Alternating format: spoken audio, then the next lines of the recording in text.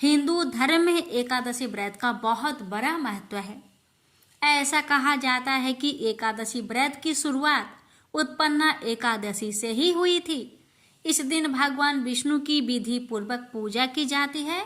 धार्मिक मान्यताओं के अनुसार उत्पन्ना एकादशी का व्रत रखने से जीवन में सुख, शांति और मनोकामनाओं की पूर्ति होती है। हिंदू पंचांग के अनुसार हर साल उत्पन्ना एकादशी मार्गशीर्ष माह के कृष्णा पक्ष की एकादशी तिथि को मनाई जाती है। इस साल उत्पन्ना एकादशी 26 नवंबर 2024 को मनाई जाएगी। एकादशी तिथि की शुरुआत 26 नवंबर को रात 1:01 पर होगी और इस तिथि का समापन 27 नवंबर को सुबह 3:47 पर होगा। उत्पन्ना एकादशी व्रत की पारण का शुभ मुहूर्त। उत्पन्ना एकादशी का व्रत 26 नवंबर को रखा जाएगा। ऐसे में इसका पारण अगले दिन यानी 27 नवंबर को किया जाएगा। पंचांग के अनुसार इस दिन पारण का शुभ मुहूर्त दोपहर 1:13 से लेकर 3:19 तक रहेगा। प्यारे भक्तों, अब जानिए उत्पन्ना एकादशी व्रत की पूजन विधि के बारे में। एकादशी की सही विधि। दशमी की रात्रि को पूर्ण ब्रह्मचर्य का पालन करें तथा भोग विलास से भी दूर रहे। प्रातः एकादशी को लकड़ी का दातुन तथा पेस्ट का उपयोग न करें। नींबू, जामुन या आम के पत्ते लेकर चबा ले और उंगली से कंठ शुद्ध कर ले। वृक्ष से पत्ता तोड़ना भी वर्जित है, अतः स्वयं गिरे हुए पत्तों का सेवन करें। यदि यह संभव ना हो तो पानी से 12 कुल्ले कर ले, फिर स्नान आदि कर मंदिर में जाकर गीता पाठ करे या पुरोहित आदि से श्रवण करे। प्रभु के सामने इस प्रकार प्रण करना चाहिए कि आज मैं चोर, पाखंडी और दुराचारी मनुष्य से बात नहीं करूंगा और ना ही किसी का दिल दुखाऊंगा। और ब्राह्मण आदि को फलहार व अन्न आदि देकर प्रसन्न करूंगा। रात्रि को जागरण कर कीर्तन करूंगा। ओम नमो भगवते वासुदेवाय इस द्वादश अक्षर मंत्र अथवा गुरु मंत्र का जाप करूंगा।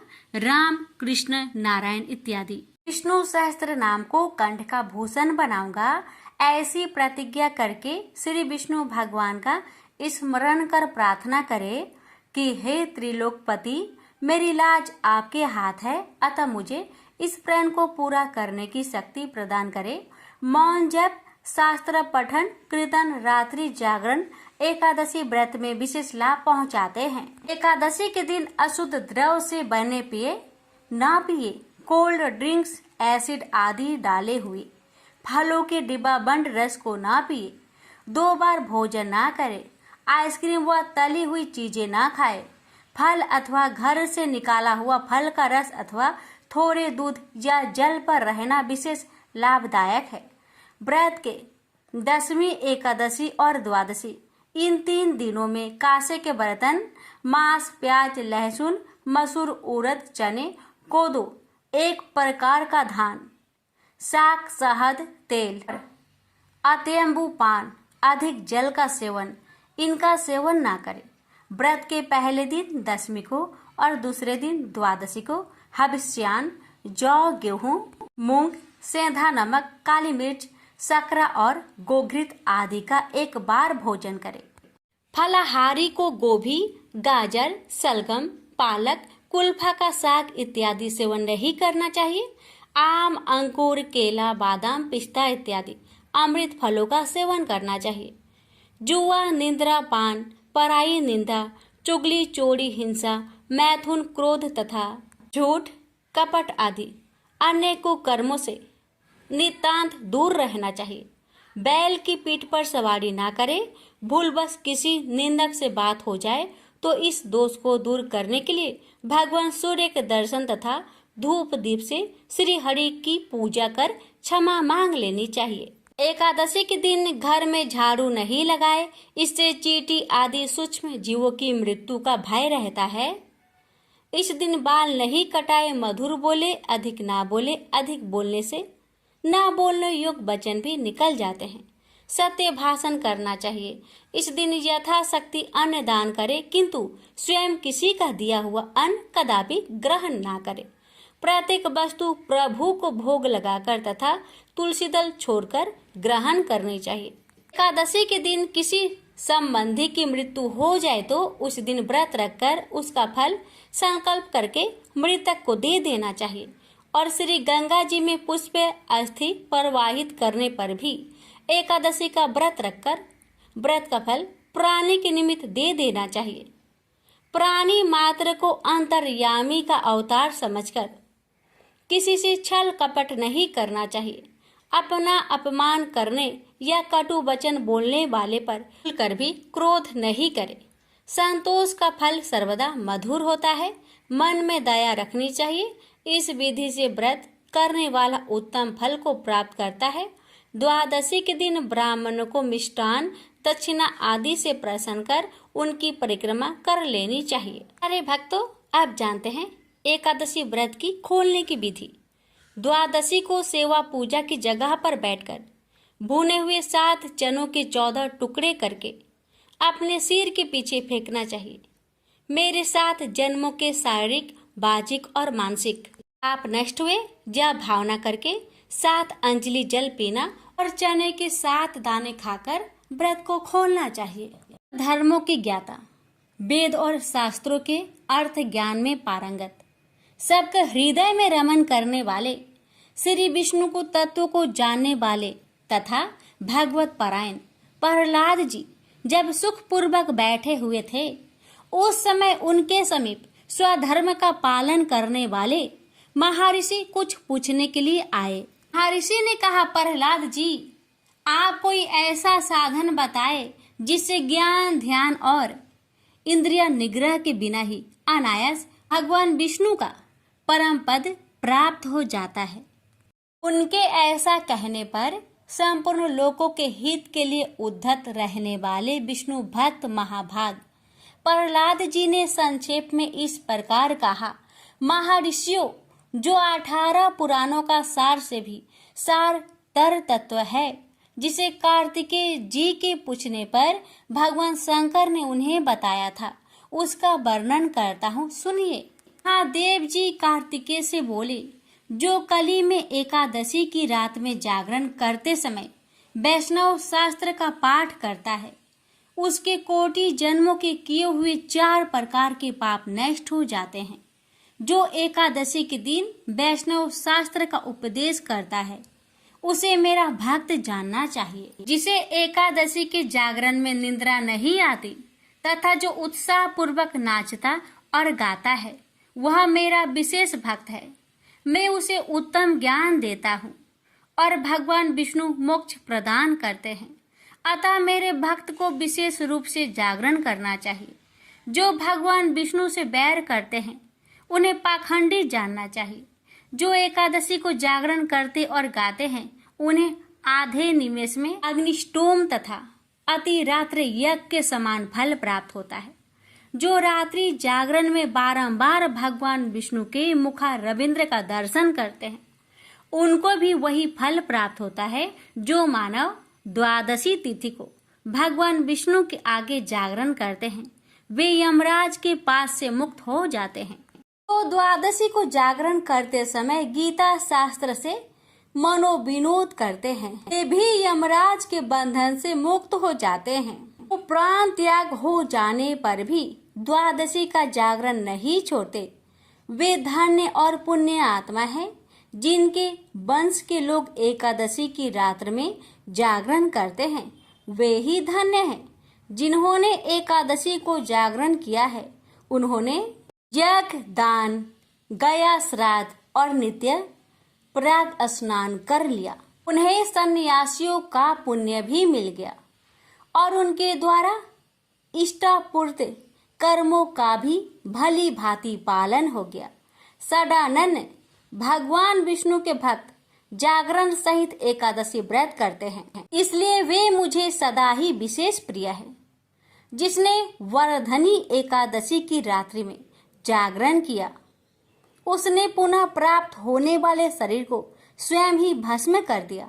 जिसने त्रिस्पृशा एकादशी को रात्रि में जागरण किया है वह भगवान विष्णु के स्वरूप में लीन हो जाता है।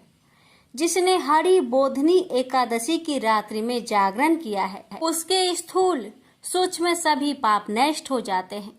जो द्वादशी की रात्रि में जागरण तथा ताल स्वर के साथ संगीत का आयोजन करता है, उसे महान पुण्य की प्राप्ति होती है।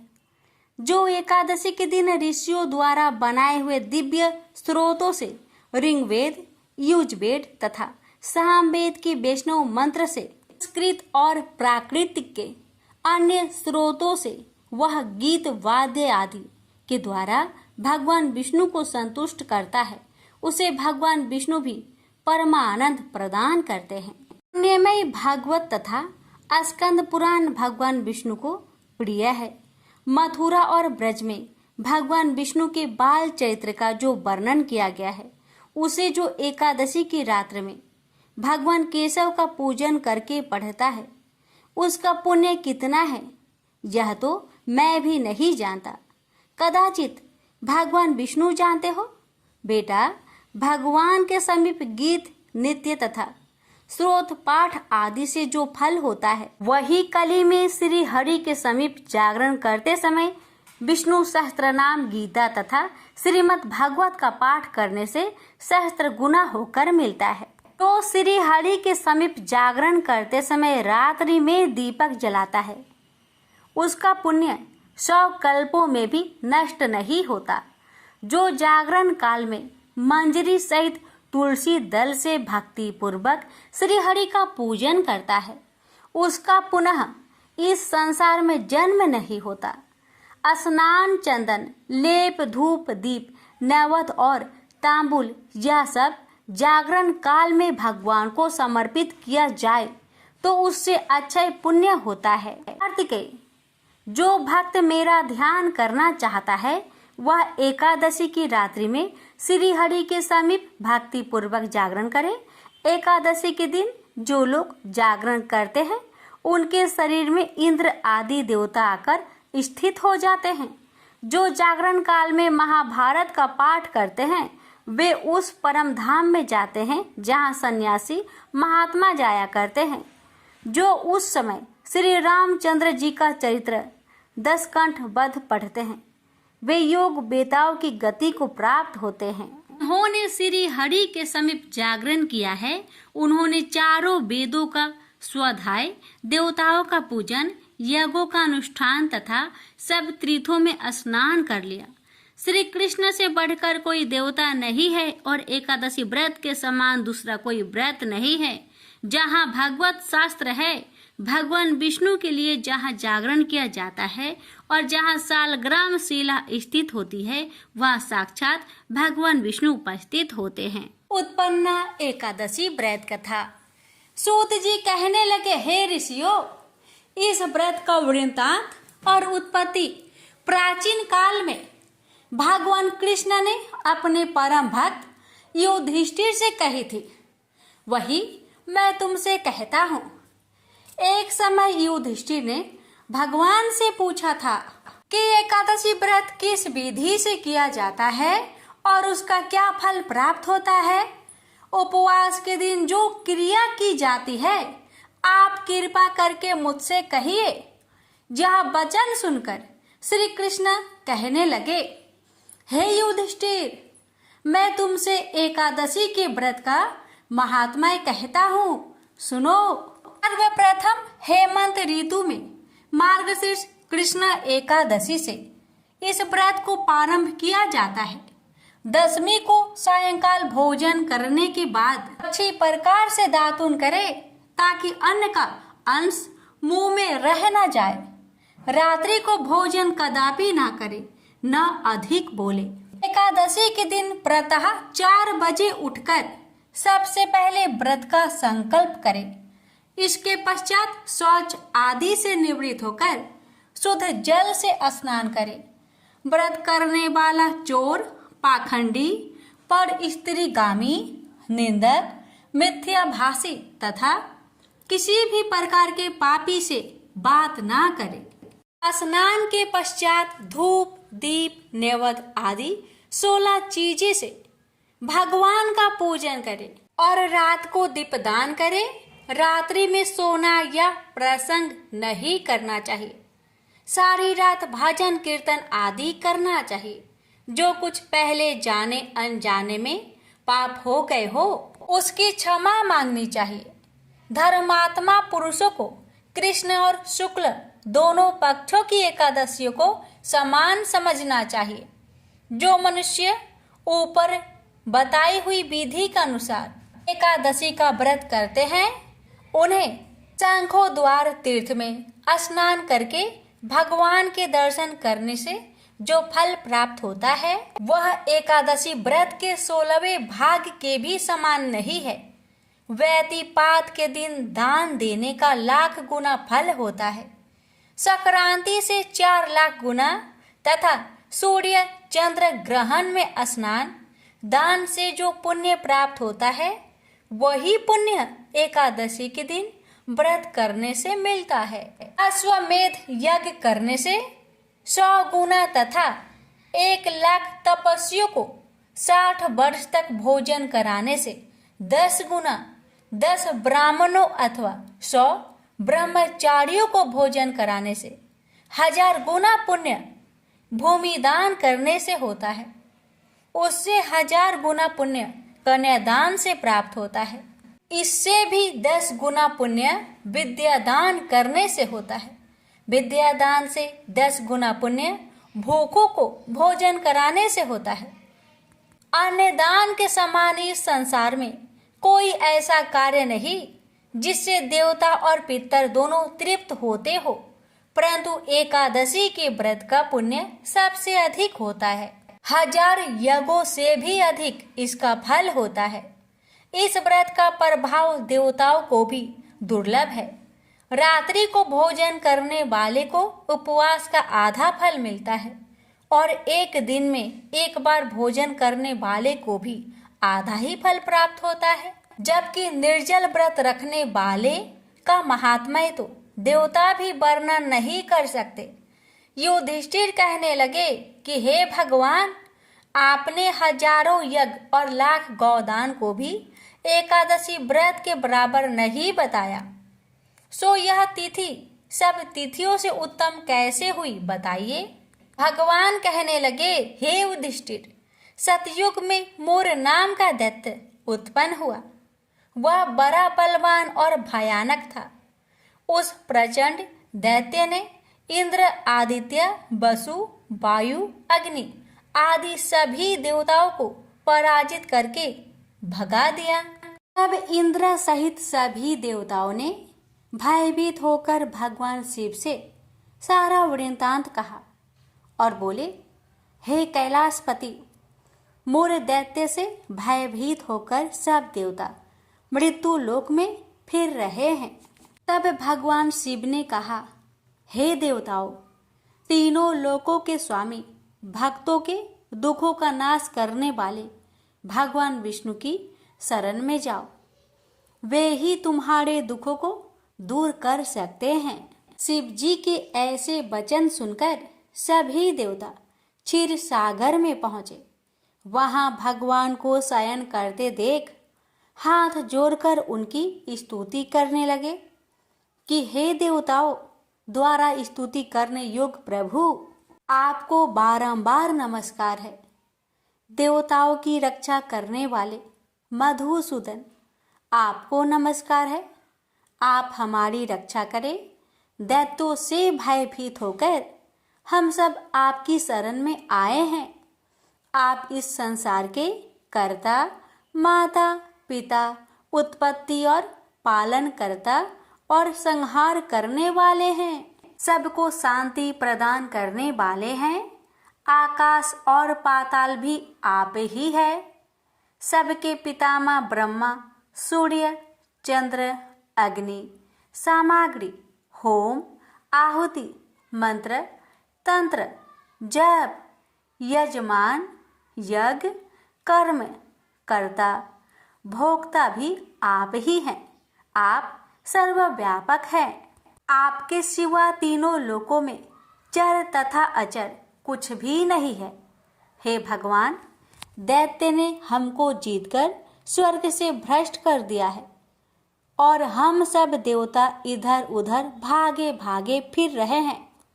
आप उन दैत्यों से हम सबकी रक्षा करें। इंद्र के ऐसे वचन सुनकर भगवान विष्णु कहने लगे कि हे इंद्र, ऐसा मायावी दैत्य कौन है जिसने सब देवताओं को जीत लिया है?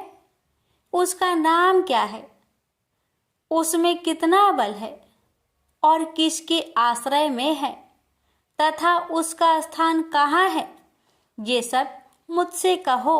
भगवान के ऐसे वचन सुनकर इंद्र बोले, भगवान, प्राचीन समय में एक नाड़ीजंघ नामक राक्षस था। उसके महापराक्रमी और लोक विख्यात मोर नाम का एक पुत्र हुआ। उसकी चंद्रावती नाम की नगरी है। उसी ने सब देवताओं को स्वर्ग से निकालकर वहां अपना अधिकार जमा लिया है। उसने इंद्र, अग्नि, वरुण, यम, वायु, ईश, चंद्रमा, नैऋत आदि सबके स्थान पर अधिकार कर लिया है। सूर्य बनकर स्वयं ही प्रकाश करता है, स्वयं ही मेघ बन बैठा है और सबसे अजय है। हे असुर निकंदन, उस दुष्ट को मारकर देवताओं को अजय बनाइए। यह वचन सुनकर भगवान ने कहा, हे देवताओं, मैं शीघ्र ही उसका संहार करूंगा। तुम चंद्रावती नगरी जाओ।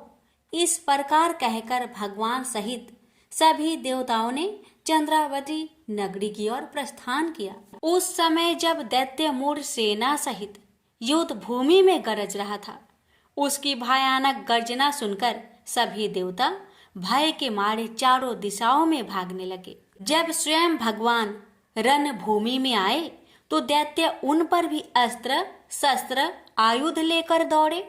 भगवान ने उन्हें सर्प के समान अपने बाणों से बीध डाला। बहुत से दैत्य मारे गए, केवल मूर बचा रहा। वह अविचल भाव से भगवान के साथ युद्ध करता रहा। भगवान जो जो भी तीक्ष्ण बाण चलाते वह उसके लिए फूल सिद्ध होता। उसका शरीर छिन्न भिन्न हो गया, किंतु वह लगातार युद्ध करता रहा। दोनों के बीच मल्ल युद्ध भी हुआ। 10,000 वर्ष तक उनका युद्ध चलता रहा, किंतु मूर नहीं हारा। थक कर भगवान बद्रिकाश्रम चले गए। वहां हेमवती नामक सुंदर गुफा थी। उसमें विश्राम करने के लिए भगवान उसके अंदर प्रवेश कर गए। यह गुफा 12 योजन लंबी थी और उसका द्वार एक ही था। विष्णु भगवान वहां योग निद्रा की गोद में सो गए। मोर भी पीछे पीछे आ गया और भगवान को सोया देखकर मारने को उद्धत हुआ। तभी भगवान के शरीर से उज्जवल कांतिमयी रूप वाली देवी प्रकट हुई। देवी ने राक्षस मोर को ललकारा, युद्ध किया और उसे तत्काल मौत के घाट उतार दिया। श्री हरि जब योग निद्रा की गोद से उठे तो सब बातों को जानकर उस देवी से कहा कि आपका जन्म एकादशी के दिन हुआ है, अतः आप उत्पन्ना एकादशी के नाम से पूजित होंगी। आपके भक्त वही होंगे जो मेरे भक्त है। प्रेम से बोलिए जय श्री हरि। इस कथा को श्रवण करने मात्र से ही विष्णु भगवान अपने भक्तों की हर मनोकामना को अवश्य ही पूरी करते हैं। ओम जय एकादशी, जय एकादशी, जय एकादशी माता। विष्णु पूजा व्रत को धारण कर शक्ति मुक्ति पाता। ओम जय एकादशी माता, तेरे नाम गिनाऊं देवी, भक्ति प्रदान करने। गण गौरव की देनी माता, शास्त्रों में बरनी। ओम जय एकादशी माता, मार्गशीर्ष के कृष्णा पक्ष की उत्पन्ना विश्वातारिणी जन्मी। शुक्ल पक्ष में हुई मोक्षदा मुक्ति दाता बनाई। ओम जय एकादशी माता, पौष के कृष्णा पक्ष की सफला नामक है। शुक्ल पक्ष में होए पुत्र दा आनंद अधिक रहे। ओम जय एकादशी माता, नाम सटटिला माघ मास में कृष्ण पक्ष आवे, शुक्ल पक्ष में जया कहावे, विजय सदा पावे। ओम जय एकादशी माता। विजया फाल्गुन कृष्ण पक्ष में शुक्ल आमल की, पाप मोचनी कृष्ण पक्ष में चैत्र महाबली की। ओम जय एकादशी माता। चैत्र शुक्ल में नाम कामदा धन देने वाली, नाम बरूथनी कृष्ण पक्ष में वैशाख महावाली। ओम जय एकादशी माता। शुक्ल पक्ष में होई मोहिनी, अपरा ज्येष्ठ कृष्ण पक्षी, नाम निर्जला सब सुख करने कृष्ण पक्ष रखी। ओम जय एकादशी माता। योगिनी नाम आषाढ़ में जानो कृष्ण पक्ष करनी, देवसैनी नाम कहायो शुक्ल पक्ष धरनी। ओम जय एकादशी माता। कामिक श्रावण मास में आवे कृष्ण पक्ष कहिए, श्रावण शुक्ल होए पवित्र आनंद से रहिए, सावन शुक्ल होए पवित्र आनंद से रहिए। ओम जय एकादशी माता। जा भाद्रपदे कृष्ण पक्ष की परिवर्तनी शुक्ला, इंद्र आश्विन कृष्ण पक्ष में व्रत से भाव सागर निकला। ओम जय एकादशी माता। पापंकुशा है शुक्ला पक्ष में आप हरण हारी, रमा मास कार्तिक में आवे सुखदायक भारी। ओम जय एकादशी माता। देवोत्थानी शुक्ला पक्ष की दुख ना सके मैया, देवोत्थानी शुक्ला पक्ष की दुख ना सके मैया, पावन मास में करूँ विनती पार करो नैया, पावन मास में करूँ विनती पार करो नैया। ओम जय एकादशी माता। परमा कृष्ण पक्ष में होती जन मंगल करनी, परमा कृष्ण पक्ष में होती जन मंगल करनी, शुक्ल मास में होए पद्मिनी दुख दरिद्र हरनी, शुक्ल मास में होए पद्मिनी दुख दरिद्र हरनी। ओम जय एकादशी माता। जो कोई आरती एकादशी की भक्ति सहित गावे, जो कोई आरती एकादशी की भक्ति सहित गावे, जन गुरुदिता स्वर्ग कबासा निश्चय वह पावे, जन गुरुदिता स्वर्ग कबासा निश्चय वह पावे।